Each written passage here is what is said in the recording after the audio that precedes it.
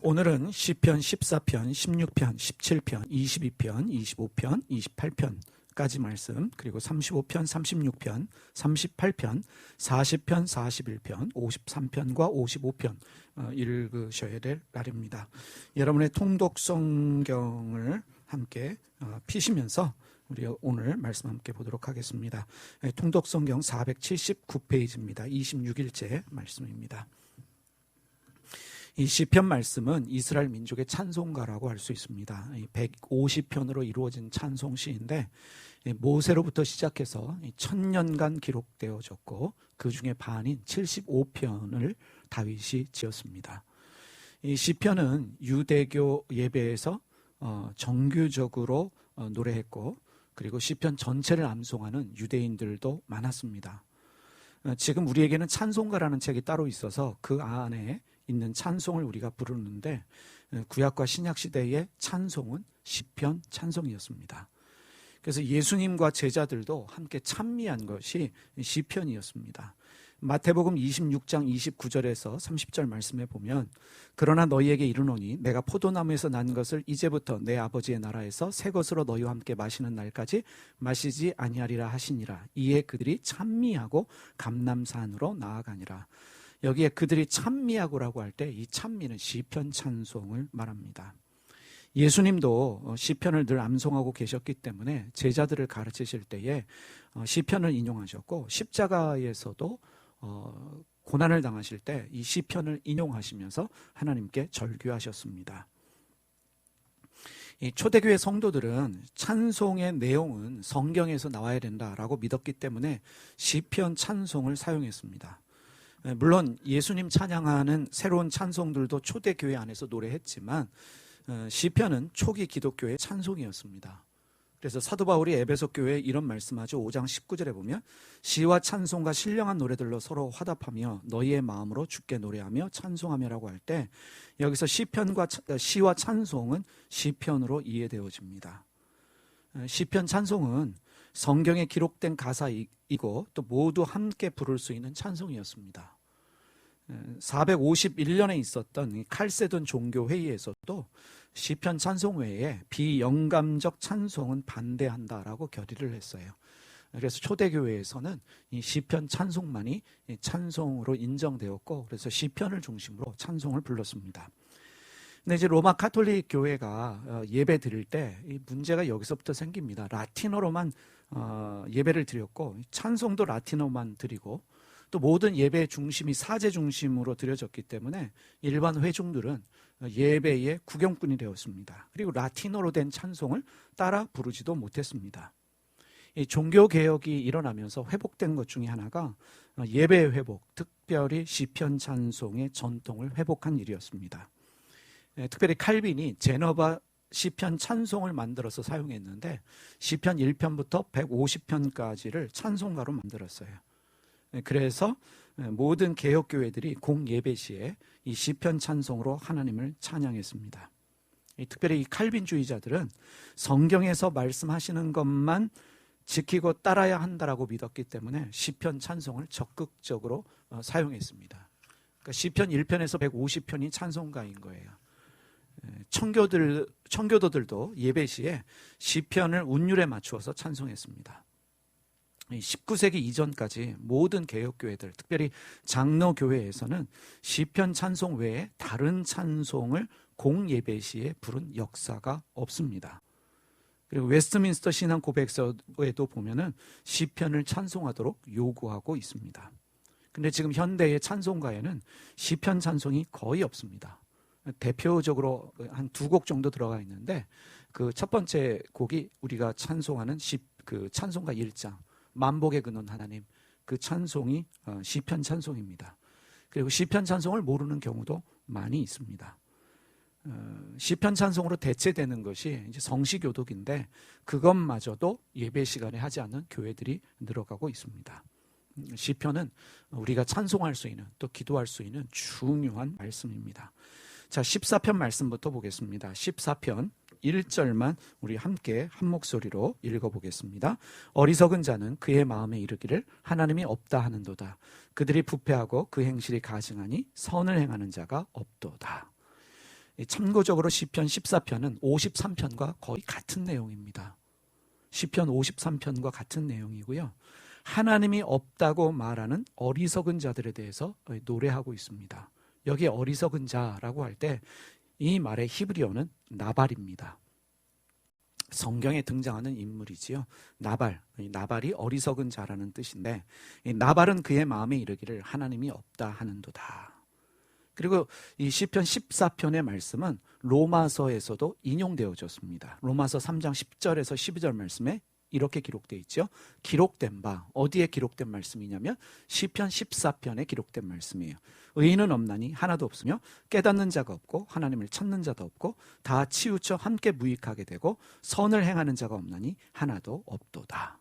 그래서 오늘 여러분들이 시편 14편을 읽다 보시면 바로 이 로마서 3장 10절에서 12절에 인용된 이 말씀을 여러분들이 찾으실 수 있을 것입니다.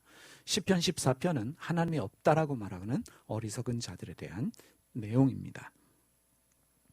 자, 16편으로 넘어가겠습니다. 16편 10절에서 11절까지만 말씀만 보겠습니다. 10절에서 11절 말씀 함께 읽겠습니다. 이는 주께서 내 영혼을 수월에 버리지 아니하시며 주의 거룩한 자를 멸망시키지 않으실 것임이니이다. 주께서 생명의 길을 내게 보이시리니 주의 앞에는 충만한 기쁨이 있고 주의 오른쪽에는 영원한 즐거움이 있나이다. 일반적으로 이 16편은요, 죽음을 이기시고 부활하시는 그리스도에 대한 예언시로 이해를 합니다. 그러니까 예수님이 십자가에서 죽으시고 그 죽음을 이기시고 부활하시는 그것에 대한 예언시로 이해를 합니다. 그래서 여러분이 이 16편에는 예언시, 그리스도 부활에 대한 예언시라고 적어두시면 좋겠어요. 그런데 그 앞에 부제를 보시기 바랍니다. 다윗의 믹담이라고 기록되어져 있습니다. 정확한 뜻은 알 수는 없습니다. 그 뜻 중에 하나가 기록이라는 뜻이 있기 때문에 어느 비문에 새겨놓은 시일 수도 있고요. 그리고 믹담을 또 황금으로 이해하기도 하기 때문에 황금과 같은 시로 이해를 하기도 합니다. 가장 귀중한 시다라는 뜻으로도 이해할 수 있고요. 이 믹담이라는 뜻을 또 이렇게도 이해를 합니다. 구속 속량의 뜻으로 이해를 해서 우리 구원에 관한 시다라고 이해하기도 합니다. 그래서 믹담이라는 단어가 나오시면 여러분들은 이 세 가지로 기억하시면 좋겠어요. 어느 비문에 새겨진 시일 수 있고 황금과 같은 시일 수 있고 또 우리의 구속, 구원에 관한 시다라고 하시면 이해하시는 것이 좋겠습니다. 시편 16편은 그리스도 부활에 관한 예언시로 이해를 한다는 거 다시 한번 말씀드립니다. 17편 말씀입니다. 17편 말씀은 1절에서 3절까지 우리 함께 읽도록 하겠습니다. 함께 읽겠습니다. 여호와여 의의 호소를 들으소서. 나의 울부짖음에 주의하소서. 거짓되지 아니한 입술에서 나오는 나의 기도에 귀를 기울이소서. 주께서 나를 판단하시며 주의 눈으로 공평함을 살피소서. 주께서 내 마음을 시험하시고 밤에 내게 오시어서 나를 감찰하셨으나 흠을 찾지 못하셨사오니 내가 결심하고 입으로 범죄하지 아니하리이다. 지금 다윗이 모든 대적자로부터 자기를 보호해 주시며 구원해 주실 것을 하나님께 간구하고 있습니다. 그 시가 시편 18편입니다. 다윗의 기도입니다. 모든 대적자들로부터 주님 저를 보호하여 주시고 저를 구하여 주십시오. 그것을 하나님께 간구하는 시입니다. 그런 마음으로 여러분들이 17편을 읽으시면 되겠고요. 22편으로 가겠습니다. 여러분 성경 480페이지로 가겠습니다. 시편 22편 1절 말씀, 우리 함께 1절 말씀만 읽겠습니다. 내 하나님이여 내 하나님이여 어찌 나를 버리셨나이까? 어찌 나를 멀리하여 돕지 아니하셨사오며 내 신음소리를 듣지 아니하시나이까? 시편 22편도요 그리스도의 순환을 예언한 메시아 예언시입니다. 특별히 1절 말씀은 히브리어로 엘리 엘리 라마 사막다니, 예수님이 십자가에서 외치셨던 말씀이죠. 예수님이 십자가에서 인용하셨던 말씀이 바로 시편 22편 1절 말씀입니다. 여기 부제를 한번 보시기를 바랍니다. 다윗의 시 인도자를 따라 야 엘렛 샤할에 맞춘 노래라고 되어 있죠.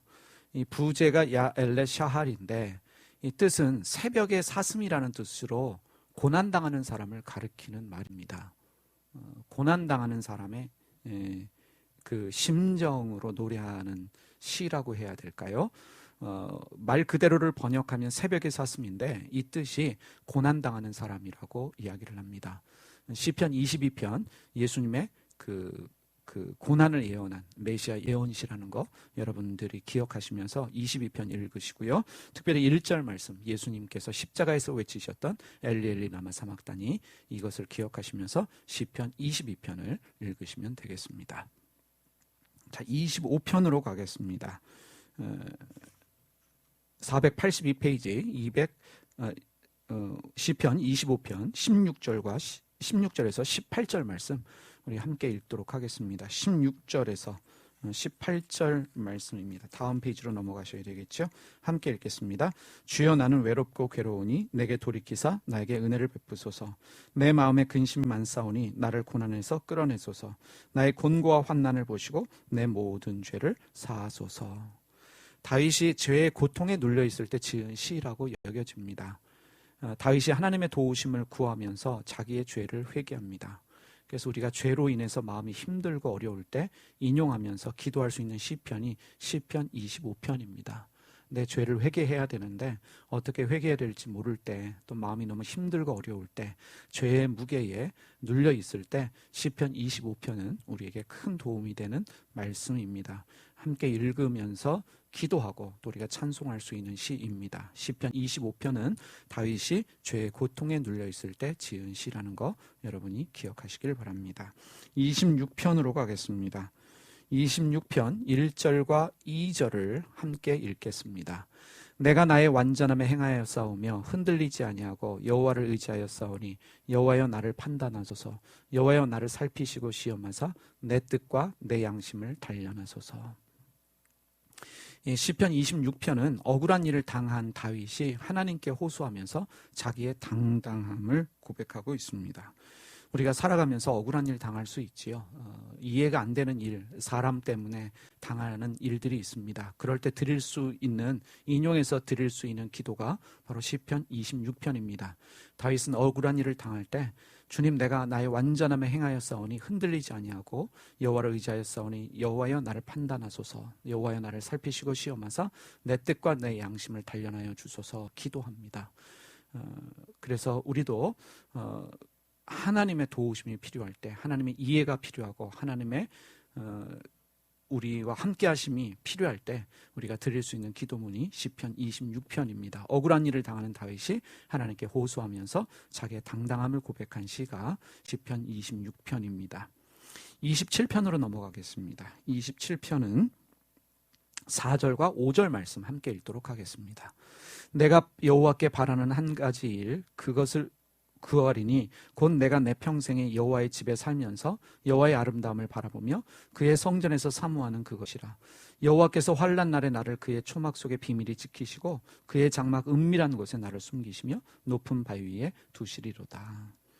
시편 27편은요 다윗이 압살롬의 반역이 일어나서 도망 다닐 때 쓴 고백의 시입니다. 그래서 여러분들이 27편에 그렇게 기록해 놓으셨으면 좋겠어요. 압살롬 반역을 피해 다니는 다윗의 시라고 적어 놓으시면 좋겠습니다. 다윗이 힘들고 어려운 상황이잖아요. 그럴 때 1절에 보면 여호와는 나의 빛이요 나의 구원이시니 내가 누구를 두려워하리요. 여호와는 내 생명의 능력이시니 내가 누구를 무서워하리요 라고 고백합니다. 힘들고 어려운 상황에서도 하나님이 빛이시며 구원이시며 생명의 능력임을 고백합니다. 그러면서 그가 바라는 한 가지 소원을 아뢰입니다. 도망 다니고 있는데 참으로 마음이 힘든데 바라는 한 가지, 내가 평생에 여호와의 집에 살면서 여호와의 아름다움을 바라보며 그의 성전에서 사모하는 그것이라 라고 고백하고 있습니다. 다윗이 소망했던 한 가지는 하나님의 집에 거하는 것이었습니다. 이것이 다윗과 우리의 차이점이라고 여겨집니다. 다윗이 우리와 같은 문제, 똑같은 인간이었지만 다윗에게는 특별한 한 가지 열심이 있었습니다. 바로 하나님의 집에 살면서 하나님의 아름다움을 바라보면서 하나님의 성전에서 사모하는 그것이었습니다. 하나님에 대한 절대적인 마음, 그래서 주님의 집에 살기를 원하는 그 간절한 마음이 다윗에게 있었다는 것을 우리가 알 수 있습니다. 28편으로 넘어가겠습니다. 28편 말씀은 7절에서 8절 말씀만 우리가 함께 읽겠습니다. 함께 읽어볼까요? 여호와는 나의 힘과 나의 방패이시니 내 마음이 그를 의지하여 도움을 얻었도다. 그러므로 내 마음이 크게 기뻐하며 내 노래로 그를 찬송하리로다. 여호와는 그들의 힘이시요 그의 기름 부음 받은 자의 구원의 요새시로다.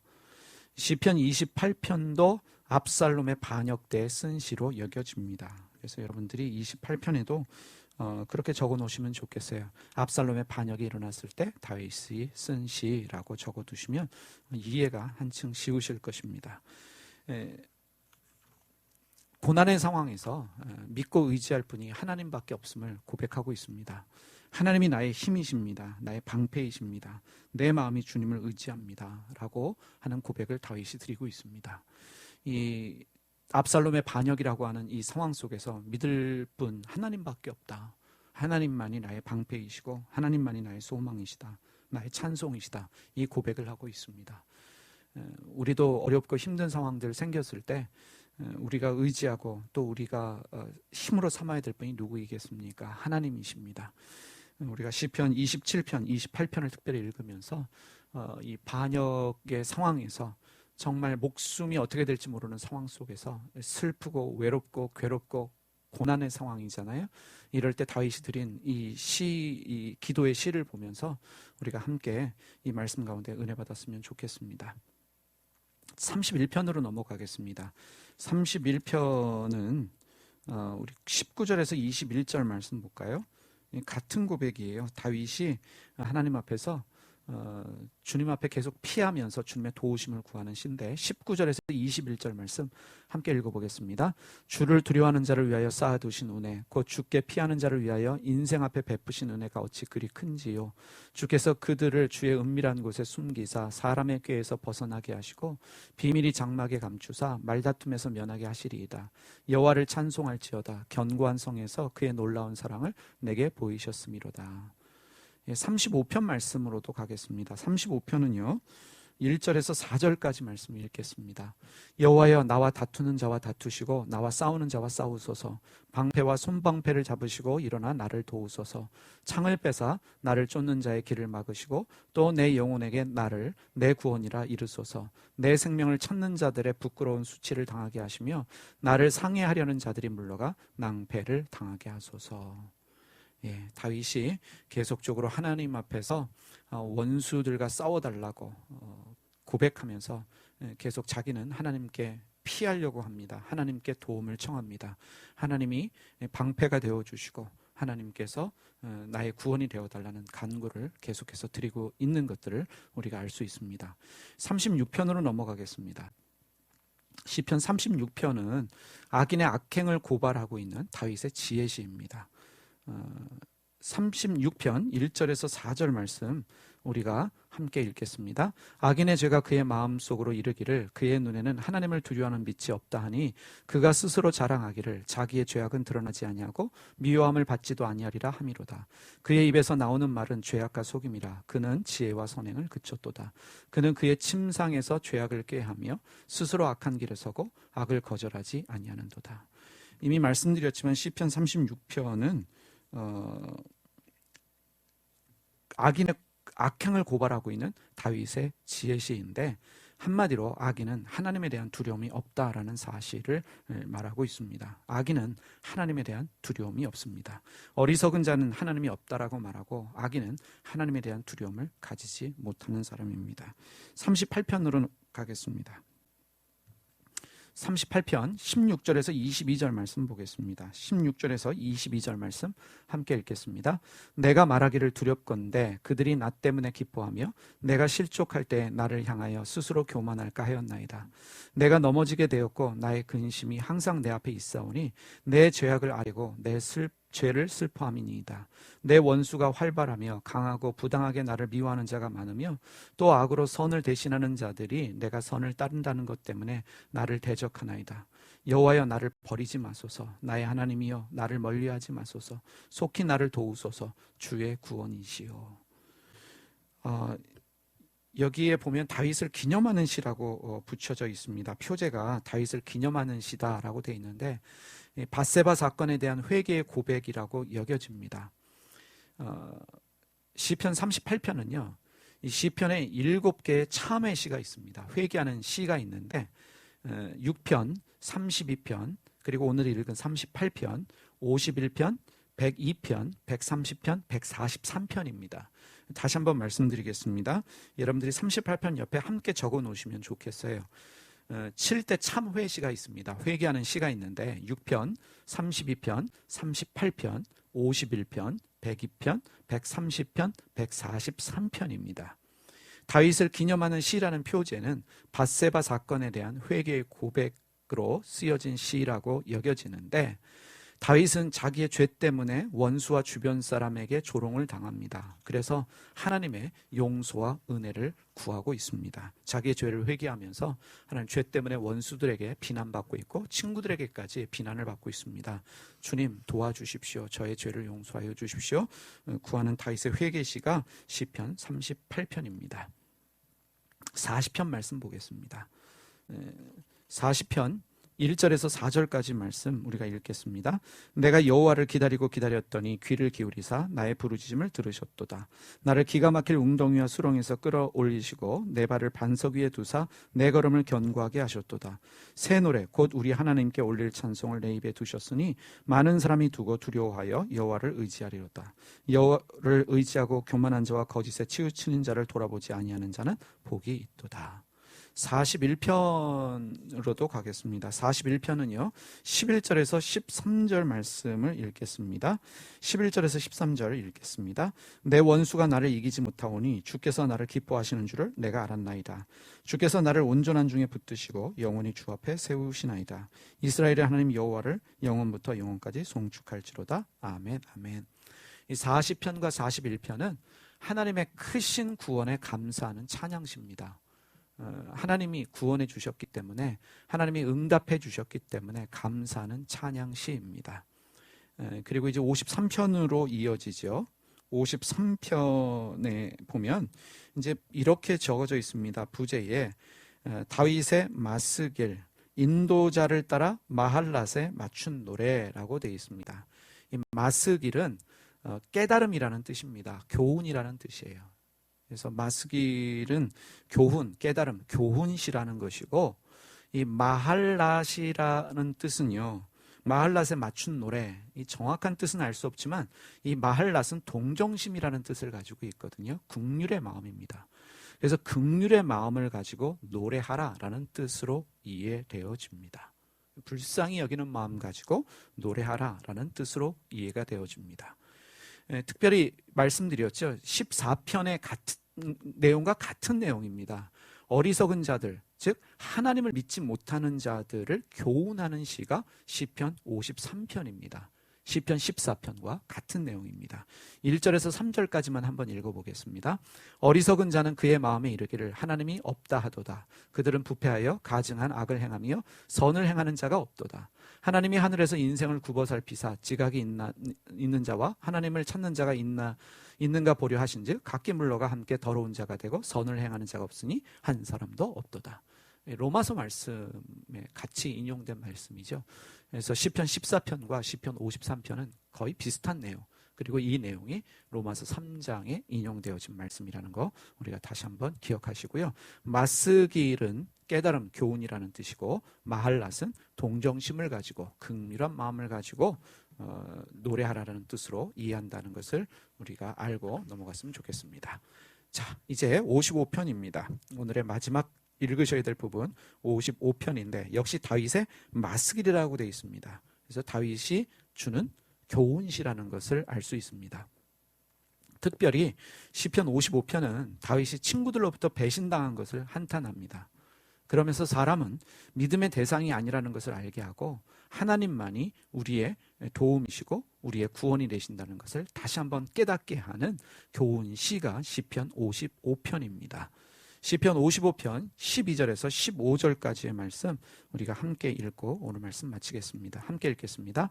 나를 책망하는 자는 원수가 아니라 원수일진데 내가 참았느니라. 나를 대하여 자기를 높이는 자는 나를 미워하는 자가 아니라 미워하는 자일진데 내가 그를 피하여 숨었으리라. 그는 곧 너로다. 나의 동료, 나의 친구여, 나의 가까운 친으로다. 우리가 같이 재미있게 의논하며 무리와 함께하여 하나님의 집안에 다녔도다. 사망이 갑자기 그들에게 임하여 산채로 수월에 내려갈지어다. 이는 악독이 그들의 거처에 있고 그들 가운데 있음이로다.